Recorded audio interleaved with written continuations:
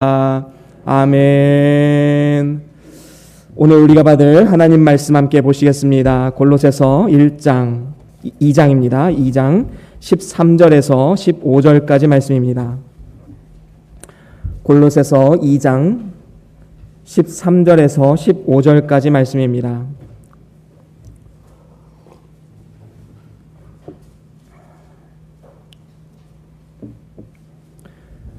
골로새서 2장 13절에서 15절까지 말씀을 우리 다 같이 한 목소리로 함께 합독하시겠습니다. 시작. 또 너희의 범죄와 육체의 무할례로 죽었던 너희를 하나님이 그와 함께 살리시고 우리에게 모든 죄를 사하시고 우리를 거스리고 우리를 대적하는 의문에 쓴 증서를 도말하시고 제하여 버리사 십자가에 못 박으시고 정사와 권세를 벗어버려 밝히 드러내시고 십자가로 승리하셨느니라. 아멘. 오늘은 십자가 두 번째 시간으로 하나님의 승리, 나의 승리라는 제목으로 우리가 함께 말씀을 나누도록 하겠습니다. 우리의 몸에는 면역체계라는 게 있습니다. 그래서 어떤 외부의 그 세균이 침투해 오면 우리 몸 스스로 그것들을 극복할 수 있는 능력이 있지요. 이 능력이 없다면 이 자리에 나와 있을 분은 단 한 사람도 없습니다. 우리 안에 이러한 능력이 있기 때문에 지금 건강한 모습으로 이렇게 나와서 예배도 드릴 수 있는 것이지요. 이러한 면역체계는 선천적으로 생기기도 하지만 이제 예방 접종이나 이런 것들을 통해서 후천적으로 생기기도 하지요. 하지만 우리가 과로하거나 아니면 때로는 우리 면역체계가 작동을 하지 않을 때도 있습니다. 그래서 세균이 침투해도 그것에 적당하게 방어하지 못해서 병에 걸리기도 하지요. 그리고 노쇠해지기도 합니다. 물론 이런 경우도 굉장히 심각한 결과를 초래할 수 있지만 더 심각한 경우가 있지요. 그것은 자가 면역 질환이라는 것입니다. 이것은 면역 기능의 이상이 발생이 돼서 우리 몸의 면역 세포들이 정상적인 세포를 공격하는 것이다 라고 말하고 있지요. 그래서 우리 몸의 장기나 조직에 이제 그 공격을 하는 겁니다. 그래서 그것을 못 쓰게 만드는 것이지요. 그래서 이런 경우에는 굉장히 큰 고통과 통증이 수반된다고 합니다. 저는 그 고통을 알 수는 없지만 우리 교회도 이 고통을 느끼시는 분들이 몇 분 계십니다. 그런 분들의 얘기를 들어보면 정말로 상상하지 못하는 그러한 고통을 겪고 계심을 우리는 볼 수 있습니다. 이 모든 것의 원인이 우리 편인 이 면역 체계가 나 자신을 공격하기 때문에 이런 일들이 생기게 되는 것이지요. 사실 이런 경우에는 약도 없습니다. 영적인 전쟁도 마찬가지라고 생각이 듭니다. 우리는 신앙생활함에 있어서 치열한 영적인 전쟁이 있습니다. 눈에 보이지 않고 의식하고 있지 않더라도 우리 몸의 면역체계가 전쟁을 지금 치르고 있는 것입니다. 그래서 우리 안에 영의 생각이 있지요. 성령의 소욕이 있습니다.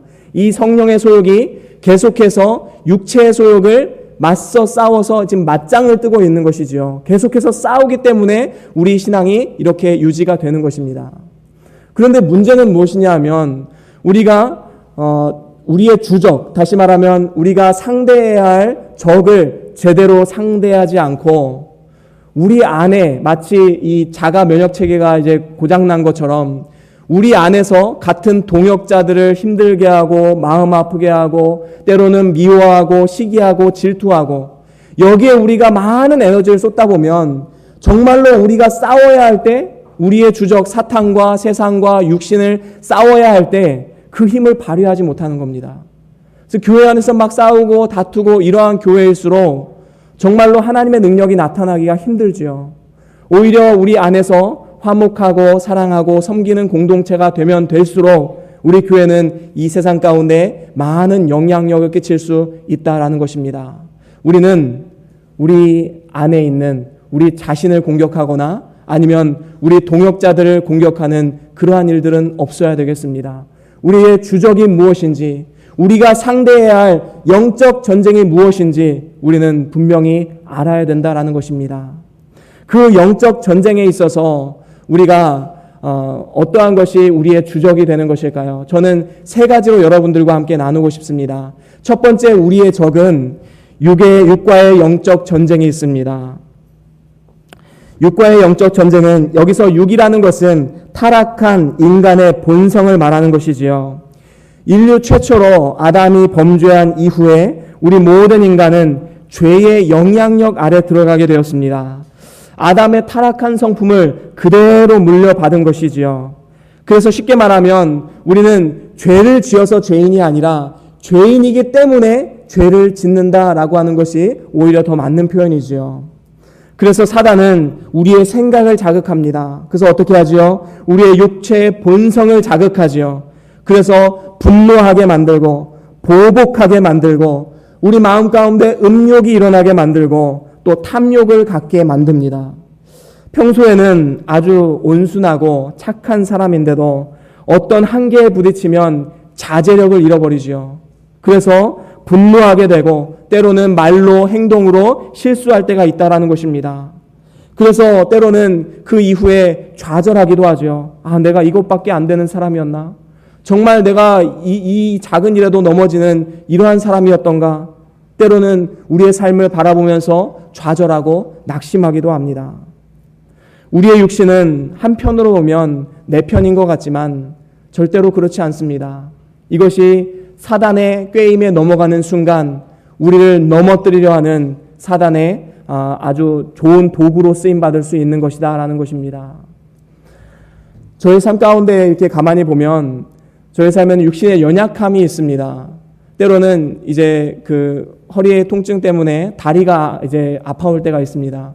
그러면 이제 전기로 지지는 것 같은 고통이 가끔가다 이렇게 한 번씩 옵니다. 그러면 제 마음 가운데 분노가 찾아옵니다. 그러니까 아무 이유 없이 그냥 짜증이 나는 거예요. 그러면 막 아내한테도 윽박지르고 자녀들한테도 막 화내고, 그게 지나고 나면 너무 후회가 되는 거예요. 그거 조금만 이겨내면 되는데, 그거 조금 짜증난다고 다른 사람한테 막 퍼부었던 것이 너무나도 후회가 됩니다. 우리의 육체는요, 하나님이 우리에게 주신 하나의 장막과도 같습니다. 그래서 선하게 사용하면 선한 것이 될 수 있겠지만 사단은 우리의 육체를 이용을 해서 때로는 우리를 넘어뜨리게 하는 도구로 사용한다라는 것입니다. 그래서 그리스도인들은 성령의 소욕을 따라가고 싶어 하지만 육체의 소욕은 잘 따라주지 않을 때가 있지요. 그래서 갈라디아서 5장 17절에 이렇게 말씀합니다. 우리 같이 한번 찾아볼까요? 갈라디아서 5장 17절입니다.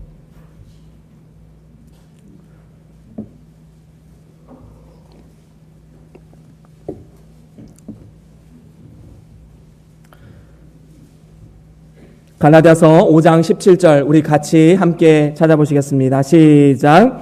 육체의 소욕은 성령을 거스리고 성령의 소욕은 육체를 거스리나니 이 둘이 서로 대적함으로 너희의 원하는 것을 하지 못하게 하려 함이니라. 그렇습니다.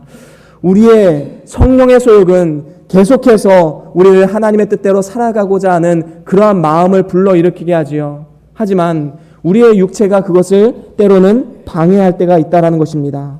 그래서 이것이 서로 대적함으로 우리가 정말로 원하는 것, 하나님의 뜻대로 살아가고자 하는 그 뜻을 이루지 못하게 할 때가 많이 있다는 것입니다. 이것이 바로 우리의 육과의 전쟁입니다. 영적 전쟁이 우리에게 분명히 있다는 것이죠. 두 번째로는 세상과의 영적 전쟁이 있습니다. 요한일서 2장 15절 16절 함께 찾아볼까요? 요한일서 2장 15절과 16절 말씀입니다.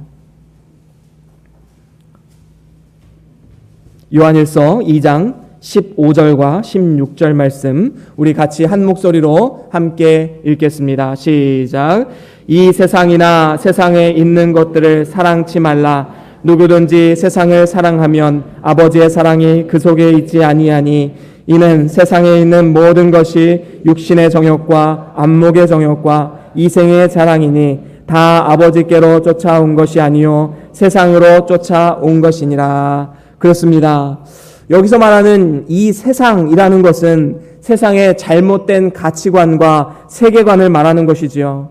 육신의 정욕과 안목의 정욕과 이생의 자랑, 이 모든 것이 돈이면 다 된다는 생각, 그리고 쾌락이 행복을 가져다 준다는 생각, 이러한 것들, 이러한 생각들은 하나님께로부터 온 것이 아니라 세상의 가치관에서 온 것이다 라고 말씀하고 있는 것입니다. 우리는 이러한 세상과의 영적인 전쟁이 분명히 있음을 우리는 알아야 되는 것입니다. 이러한 세상은 우리의 육체와 합작을 해서 하나님의 백성들이 육의 행실을 따라서 탐닉하도록 기회를 제공하고 자극하고 충동하는 것을 우리는 볼 수 있습니다. 평소에는 괜찮았는데 누군가가 옆에 있는 자매가 예쁜 목걸이와 예쁜 구두를 신고 오면 나도 저것을 가져야지만 마치 내가 가치 있는 사람처럼 여겨질 것 같은 그러한 생각을 심어주는 것, 바로 이것이 세상이 주는 가치관이지요. 평소에는 별로 좋지 않은 차를 타고 다녀도 별로 창피하거나 아니면 별 의식이 없이 살았는데 어느 순간 가장 친한 친구가 아주 좋은 차를, 새 차를 뽑으면 마치 나도 저 차가 있어야지 내 삶에 행복이 오는 것처럼 그렇게 착각하면서 살아갈 때가 많이 있다라는 것입니다. 이 모든 것이 세상이 주는 가치관으로 인해서 우리 안에 있는 영적 전쟁이 일어나게 되는 그런 조건이 된다라는 것입니다. 그래서 세상이 원하는 궁극적인 목적은 무엇입니까? 그것은 자꾸 우리의 생각을 자극해서 이제 하나님과 멀어지게 하고 하나님과 떨어지게 만드는 것입니다. 그래서 우리는 세상과의 싸움을 영적 전쟁이다라고 우리는 볼 수 있는 것입니다. 마지막으로 세 번째는 사탄과의 전쟁이 있습니다. 사탄과의 영적 전쟁입니다. 에베소서 2장 2절을 우리 같이 한번 찾아볼까요? 에베소서 2장 2절 말씀입니다.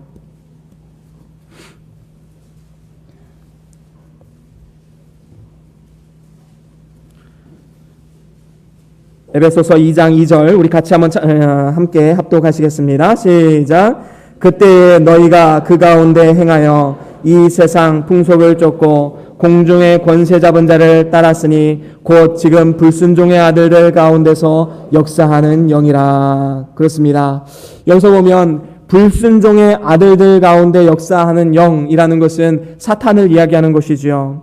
이 사탄은 어떤 사람입니까? 어떤 인격체입니까? 공중 권세 잡은 자다라고 말씀하고 있는 것을 우리는 볼 수 있습니다. 다시 말하면 이 세상의 권세를 잡고 있는 것은 바로 사탄의 권세이다라는 것이지요. 이 세상은 사탄의 지배 아래 있습니다. 사탄의 기원은 물론 타락한 천사로서 인격적인 존재입니다. 사탄은 실제로 존재하고 지금도 역사하고 있습니다. 과연 어떤 일을 하고 있을까요?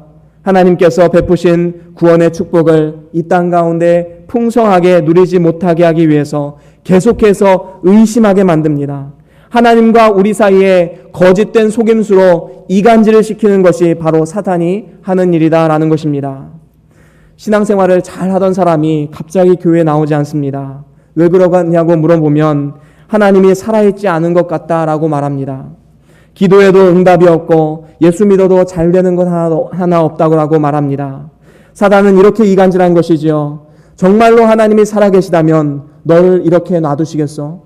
정말로 하나님이 너의 아버지시라면 너를 이 꼴로 지금 놔두시겠니? 이 모든 생각의 배경에는 사탄이 있지요. 또한 사람들 사이에 이간질을 해서 다투거나 싸울 일이 전혀 없는데도 갑자기 서로 관계가 틀어져서 한 명이 교회도 안 나오고 이런 상황이 발생되게 됩니다. 왜 그럴까요? 본인들은 모르겠지만 그 뒤에는 사탄이 있기 때문입니다. 이미 관계가 틀어져서 누가 교회 나오네 안 나오네 이렇게 했을 때 이것이 사탄의 역사이니까 우리 함께 기도해야 된다라고 말하면 100% 시험 듭니다. 목사님 저는 기도하지 않는 줄 알아요 이러면서 화를 내죠. 그렇기 때문에 지금 평안할 때 제가 미리 말씀드립니다. 여러분들 가운데 성도들 간에 아니면 믿는 사람들 간에 우리 동역자들 간에 미워하고 다투고 시기하고 질투하는 마음이 내 마음 가운데 찾아온다면 그것은 사단의 역사로 우리는 알아야 되는 것입니다. 우리는 그래서 더욱더 하나님 앞에 기도함으로 나아가야 되는 것이지요. 그렇기 때문에 우리의 앞날에 언젠가는 이러한 일들이 발생될 때 우리는 반드시 이 사실을 알고 우리는 대적해야 된다라는 것입니다. 사람을 대적하는 것이 아니라 그 뒤에 서 있는 사단을 대적해야 된다라는 것이지요. 베드로전서 5장 8절에 이렇게 말합니다. 근신하라 깨어라 너희 대적 마귀가 우는 사자와 같이 두루 삼킬 자를 찾는다라고 말씀하고 있습니다. 우리가 늘 깨어있지 않으면 늘 근신하지 않으면 우리는 언제나 사탄에게 당할 수밖에 없는 것입니다. 우리는 사탄의 역사를 볼 줄 알아야 합니다. 그리고 그 사탄은 바로 우리가 싸워야 할 적입니다. 지금까지 우리가 싸워야 할 세 가지 주적에 대해서 살펴보았습니다. 그런데 한번 잘 생각해 보십시오. 이 세 가지 영적 싸움에서 우리는 그 영적 싸움에서 승리할 수 있는 힘과 능력이 우리에게 있는가 한번 생각해 보시기 바랍니다. 그 능력이 있을까요? 힘이 있을까요? 우리에게는 그런 힘이 없습니다. 사단은 공중권세 잡은 자, 세상을 지배하고 있습니다. 우리가 세상을 이겨낼 능력은 우리에겐 없습니다. 우리보다 사단은 강하지만 사단은 누구보다 약합니까? 하나님보단 약합니다. 그렇기 때문에 우리가 하나님을 의지하고 나아갈 때에 사단의 역사와 육과 그리고 세상의 이 모든 가치관, 그것들을 이겨낼 수 있는 힘을 얻을 수 있다라는 것이지요. 우리에게는 희소식이 있습니다. 오늘 말씀 우리 13절에 같이 읽어볼까요? 13절 골로새서 2장 13절입니다. 다시 한번 읽겠습니다. 시작. 또 너희가 범죄하여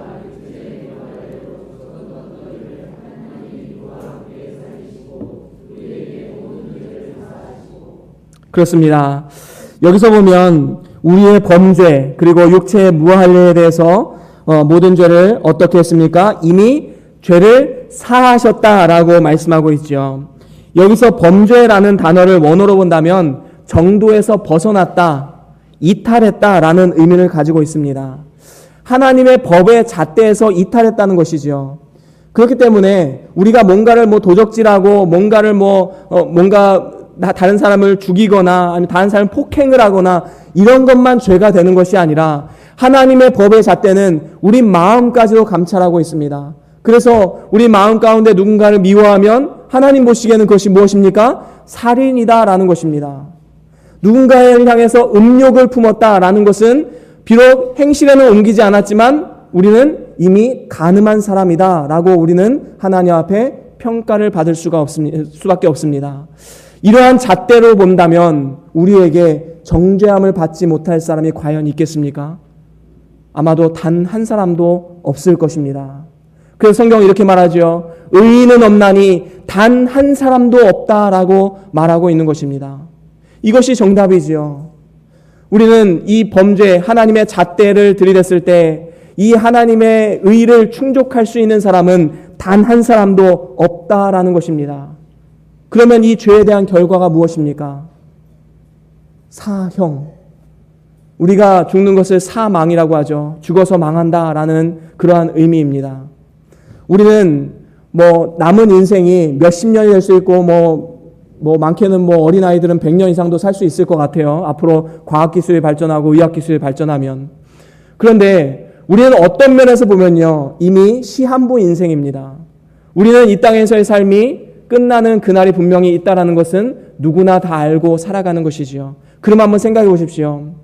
교도소에서 사형 선고를 받고 이제 며칠 후면 아니면 몇 달 후면 사형 선고를 받고 기다리는 사람들과 지금 이제 몇 년, 몇십 년, 몇백 년 후에 죽을 우리의 인생 가운데 그들과 우리의 인생에 다를 바가 무엇이 있을까요? 우리가 영원한 인생을 비추어 볼 때 그리 큰 차이는 없습니다. 영원한 인생에 비하면 우리의 이 땅에서의 70년, 80년, 많게는 100년의 인생은 아주 짧은 인생이지요. 별로 다를 바가 없습니다. 그러면 이미 사형 선고를 받으면 그 사람은 이미 죽은 사람입니다. 그 사람은 소망이 없습니다. 어떠한 소망을 가질 수 있겠습니까? 우리는 범죄함으로 인하여서 이미 사형 선고를 받은 사람입니다. 오늘 말씀에 분명히 말하죠. 이미 범죄함으로 너희가 죽었던 너희들이, 다시 말하면 우리는 이미 죽었던 사람들입니다.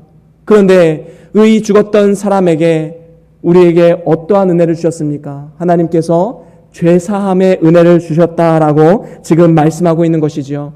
영원한 생명과 영원한 소망을 우리에게 주셨다라는 것입니다.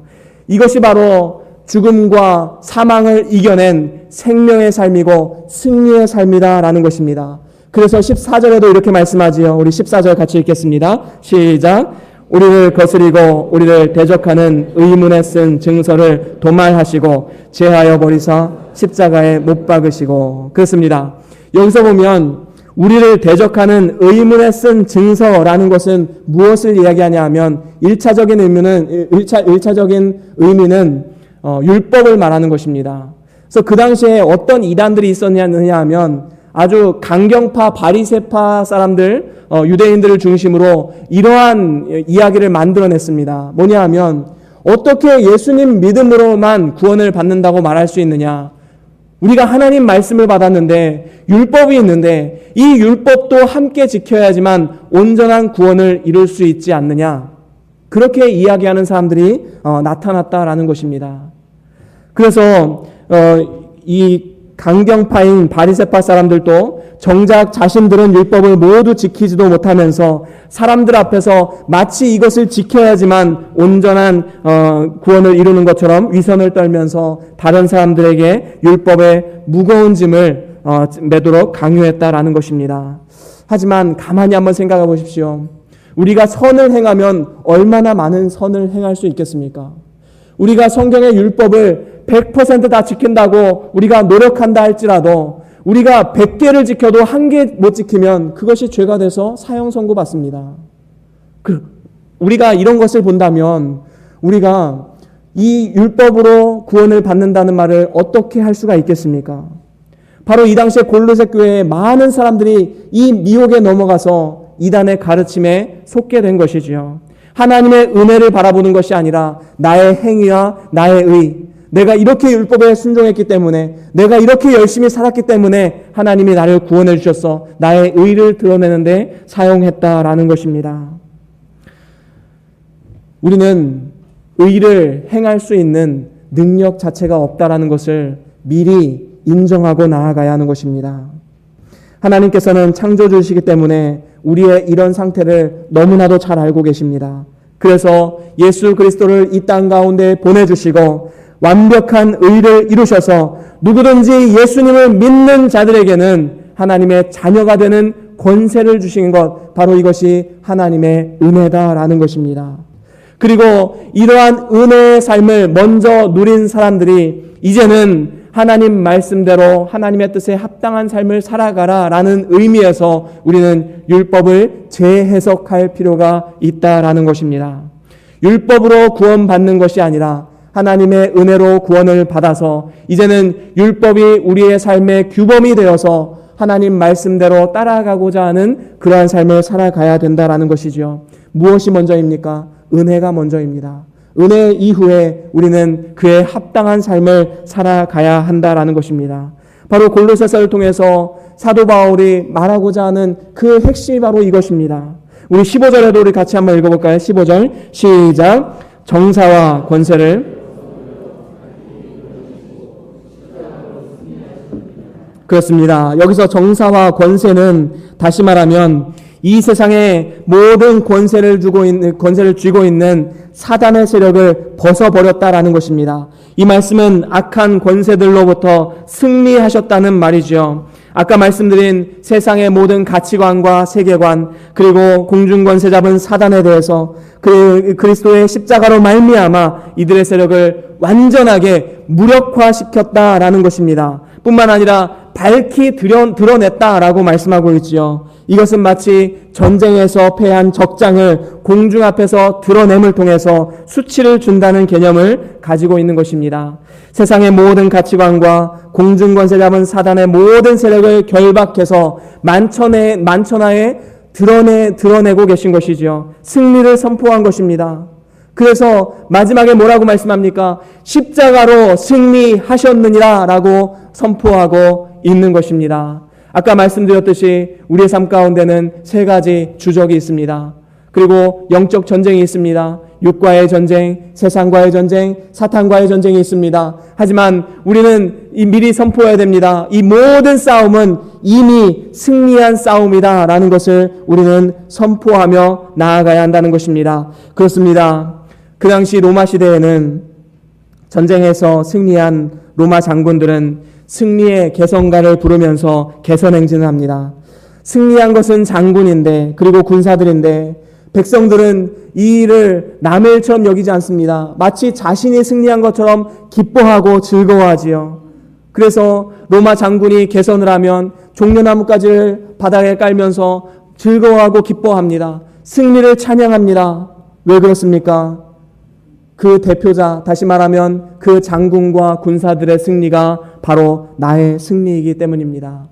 오늘 말씀을 통해서 이 십자가의 승리는 하나님의 승리이고 하나님의 승리는 나의 승리다라고 오늘 성경 말씀은 우리에게 들려주고 있는 것입니다. 그리스도는 우리를 대신해서 이미 영적 전쟁을 다 치르셨습니다. 이미 예수님은 40일간의 금식을 통해서 육신의 어떤 먹고자 하는 소욕 이런 것들을 다 이겨내셨고 또 그 이후에 사단의 계략을 다 이겨내셨지요. 세상의 권세를 주겠다는 유혹을 다 물리치셨습니다. 그리고 이 모든 죄악들을 십자가에 달리셔서 모든 죄를 다 보혈의 피로 씻어내셨습니다.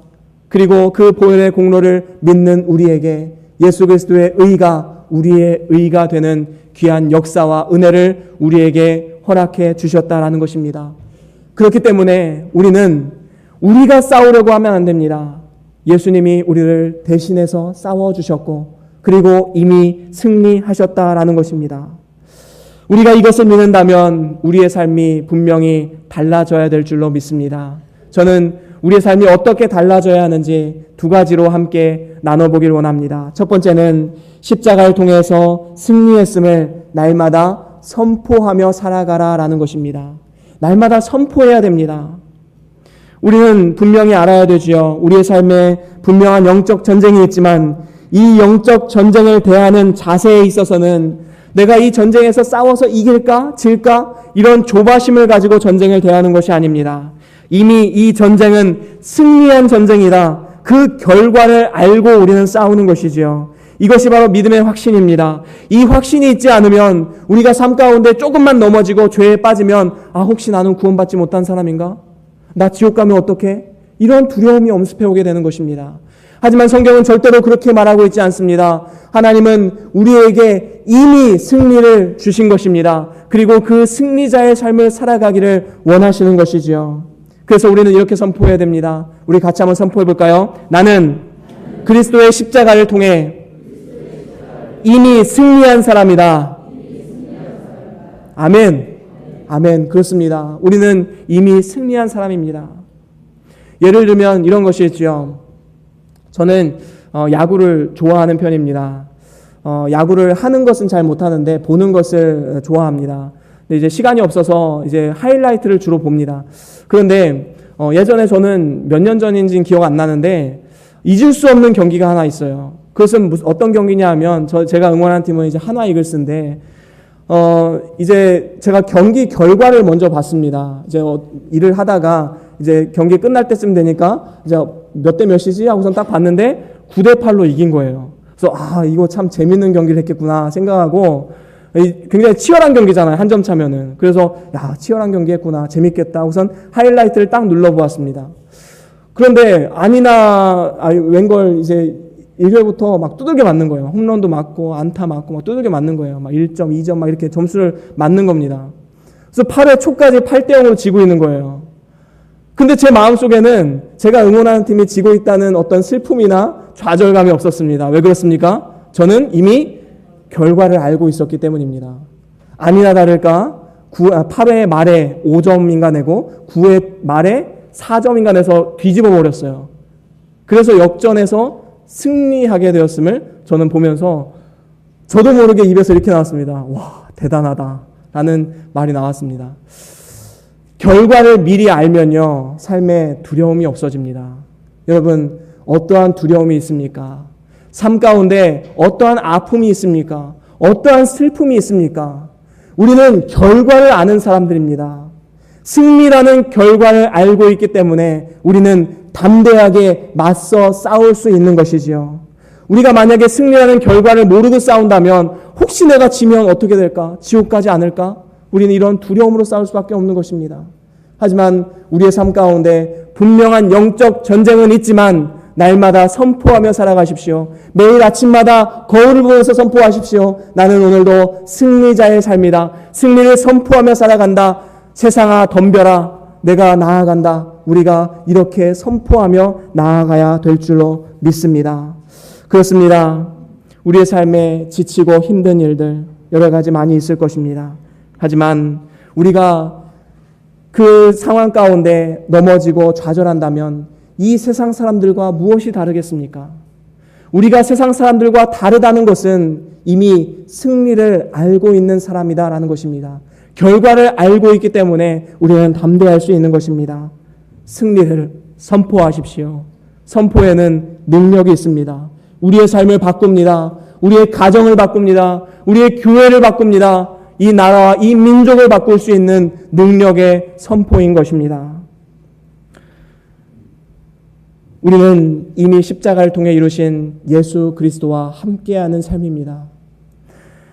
무엇이 두렵습니까? 큰 풍랑 가운데 예수님은 배 한켠 가운데 주무시고 계셨지요. 사람들은 말합니다. 어떻게 이런 상황 가운데 예수님은 주무실 수가 있는가? 아니 이렇게 풍랑이 일고 우리는 지금 죽음에 가까운 이러한 것을 경험하고 있는데 어떻게 예수님은 잠을 주무실 수가 있는가? 마음속에 화가 나고 분노가 치밀고 하나님 예수님이 원망스럽기도 합니다. 하지만 예수님이 이렇게 말씀하시죠. 너희가 무엇 때문에 두려워하느냐? 무엇 때문에 너희들이 실망하느냐? 그리고 몸소 배 가판위에 올라가셔서 말씀합니다. 풍랑아 잠잠하라. 그 즉시 풍랑은 잠잠해지고 아주 고요한 바다가 됩니다. 예수님은 창조주 하나님이십니다. 모든 자연의 이치와 우리 모두를 창조하시고 자연의 법칙을 만드신 분이십니다. 우리가 우리 주변의 풍랑과 같은 우리의 삶 가운데 우리는 더 이상 걱정할 필요가 없는 것입니다. 왜 그렇습니까? 예수님이 우리와 함께 하시기 때문입니다. 이미 승리하신 예수님을 나의 구주로 모셨기 때문에 우리는 승리자의 삶으로 이 땅 가운데 담대하게 살아갈 수 있다는 것입니다. 그렇습니다. 십자가를 통해서 승리했음을 날마다 선포하며 살아가면 우리의 삶은 아무리 고달프고 힘든 삶의 연속일지라도 더욱더 담대한 삶을 살아갈 수 있다는 것입니다. 그래서 굳건한 믿음 위에서 승리의 기쁨을 누리시고 날마다 주와 함께 동행하며 살아갈 수 있는 저와 여러분들의 삶이 될 수 있기를 주의 이름으로 간절히 소원합니다. 두 번째로는 십자가를 통해서 승리했음을 삶을 통해서 증명하라라는 것입니다. 다시 한번 말씀드립니다. 십자가를 통해서 승리했음을 삶을 통해서 증명하라라는 것입니다. 이것은 증명되어야지만 그것을 인정하는 것이 아니라 내가 이미 얻은 것이기 때문에 그것을 증명하는 삶을 살아가야 된다라는 것이지요. 이것은 어쩌면 우리의 기본 구원과는 상관없을지 모릅니다. 하지만 우리의 삶의 영적 전쟁을 대하는 자세에 있어서는 굉장히 중요한 문제입니다. 여러분, 승리자의 기쁨을 만끽하십시오. 우리는 이미 승리했습니다. 하지만 그 승리했다는 것이 우리가 마치 죄를 지어도 된다라는 면죄부가 되는 것은 아닙니다. 우리의 삶 가운데 죄가 있으면 하나님과의 그 길이 막힙니다. 기도의 문이 막힙니다. 우리가 영적으로 많은 힘든 일을 겪기도 합니다. 그렇기 때문에 우리는 계속해서 죄를 회개하고 버리는 과정을 계속 해야 된다라는 것이지요. 이것이 우리에게 얼마나 중요한 것인지 모릅니다. 우리는 이제 승리의 기쁨만 누려서는 안 됩니다. 승리를 했다는 것은 승리한 삶의 모습이 우리의 삶을 통해서 나타나야 된다는 것이지요. 그래서 승리했음을 증거하라는 것은 내가 승리자라는 삶을 증명하는 삶을 살아가라는 것인데 그것은 바로 회개의 삶입니다. 다시 말하면 이미 우리는 승리가 예비되어진 삶이지 회개가 필요 없는 삶은 아니다라는 것입니다. 많은 사람들이 이 부분을 잘못 이해해서 이제 죄에 대한 정죄함이 없다라고 하나님께서 말씀하셨기 때문에 마음껏 죄를 지어도 된다라고 생각하는 사람들이 있습니다. 하지만 이것은 성경을 너무나도 잘못 해석한 것이지요. 하나님은 죄를 싫어하십니다. 우리는 의인으로 인정받았지만 우리의 삶 가운데 죄가 있다면 우리가 하나님과의 그 길을 가로막는 하나의 방해물이 될 수 있다는 것입니다. 그렇기 때문에 우리는 계속해서 우리의 삶을 돌아보고 죄를 회개하는, 그래서 돌이켜서 하나님이 기뻐하시는 삶을 살아가고자 열심을 다해서 몸을 쳐가며 노력하는 그러한 삶이 우리에게 있어야 되는 것입니다. 우리 그리스도인들이 왜 세상 가운데 욕먹을까요? 우리는 아주 귀한 진리를 가지고 있습니다. 예수 믿으면 구원받는다는 진리를 가지고 있습니다. 하지만 그 진리에 합당한 삶을 살아가고 있지 않기 때문에 욕먹는 것 아니겠습니까? 내가 구원받은 것에 감사하면서 그런 감사의 열매는 맺지 않는 그러한 삶. 야고보서가 이런 것을 얘기하고 있지 않습니까? 야고보 사도는 아주 구원받는 사람들, 구원받았다고 얘기하면서 삶의 열매는 없는 사람들을 향해서 이렇게 얘기합니다. 너희들은 믿음이 있다고 하는데 어떻게 증명할 거냐? 나는 내 믿음을 나의 삶을 통해서 증명하겠다라고 선포하고 있는 것입니다. 여러분, 우리의 삶이 세상 사람들과 똑같은 삶을 살아간다면, 똑같이 싸우고 다투고 시기하고 질투하고 누군가를 미워하고 우리가 그렇게 살아간다면 절대로 이 세상 가운데 우리가 승리자의 삶을 증명하는 삶을 살아갈 수는 없습니다. 우리의 삶을 돌아보고 우리의 죄를 깨달았으면 회개하고 하나님께로 한 걸음 한 걸음 날마다 나아가는 이러한 회개의 삶을 통해서 하나님의 영광은 나타나고 다른 사람들은 우리의 삶을 통해서 하나님의 영광을 노래하게 될 것입니다. 이것이 바로 승리자의 삶, 우리의 삶이 되어야 하는 것입니다. 저와 여러분들이 이미 승리를 얻은 사람으로서 하나님께서 기뻐하는 삶을 살기로 날마다 결단하고 또 삶을 통해서 우리의 신분을 증명할 수 있는 저와 여러분들의 삶이 될 수 있기를 주의 이름으로 간절히 소원합니다. 이제 말씀을 마무리합니다. 세상 사람들은 이런 말을 하지요. 아직 내 인생의 최고의 순간은 오지 않았다라고 말합니다. 사실 세상 사람들이 이렇게 아직 나의 삶 가운데 최고의 순간은 오지 않았어 라고 말하는 것은 사실 뭘 알지 못하고 하는 말입니다. 과연 우리 인생 가운데 최고의 순간이 올까요? 여러분, 이 세상에서 가장 부자라고 하는 빌 게이츠에게 한번 질문해 보십시오. 당신은 지금이 최고의 순간입니까? 우리가 보기에는 최고의 순간이지만 정작 자신은 그렇게 얘기하지 않습니다. 나는 아직도 목마릅니다. 나는 더 성공해야 됩니다. 사실 여러분, 우리의 인간의 욕망, 우리의 인간의 욕심은 끝이 없습니다. 최고의 순간 절대로 오지 않습니다. 다른 사람이 보기에는 최고의 순간일지라도 나 자신은 최고의 순간이라고 생각하지 않기 때문입니다. 하지만 우리 그리스도인들은 최고의 순간이 있음을 알고 있습니다. 최고의 순간이 언제일까요? 우리가 주님 앞에 서는 그날, 우리의 영과 육신이 영화로운 부활체로 거듭나서 주님과 함께하는 영원한 삶이 바로 우리의 최고의 순간임을 믿으시는 저와 여러분들의 삶이 될 수 있기를 간절히 소원합니다.